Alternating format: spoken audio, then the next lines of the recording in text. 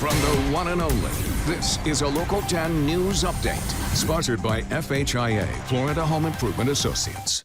Good afternoon. I'm Janice Fernandez. Here's a look at stories making news on this Wednesday. Our top story beginning with a drive-by shooting. Police responding to the early morning shooting at the on-ramp from Miami Gardens Drive onto I-95 North in northwest Miami-Dade. 3 men were shot while inside a white Honda by someone in a white Chevy sedan. All 3 victims suffered non-life-threatening injuries. We're working to learn if the shooter is still out there. A Local 10 exclusive, a woman and her dog shot by a neighbor who says he was just trying to protect his own pet. 74-year-old Manuel Allen shot a lab that was attacking his dog Paco in southwest Miami-Dade. The lab's owner, Valeria Rodriguez, was also shot by Allen.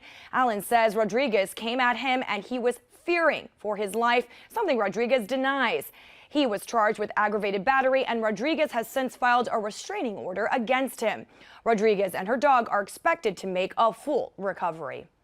A sewage spill leaving behind a big mess in a neighborhood in Fort Lauderdale. The rupture happened Tuesday in the neighborhood of Rio Vista near Ponce de Leon Boulevard and Southeast 11th Street. Crews have been working overnight, making repairs and cleaning the sewage off the streets.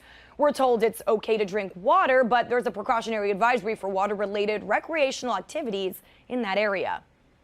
Listen to Local 10's podcast, The Florida Files, wherever you are, whenever you want. Just say, Alexa, play the Florida Files podcast. Getting the latest episode of Florida Files.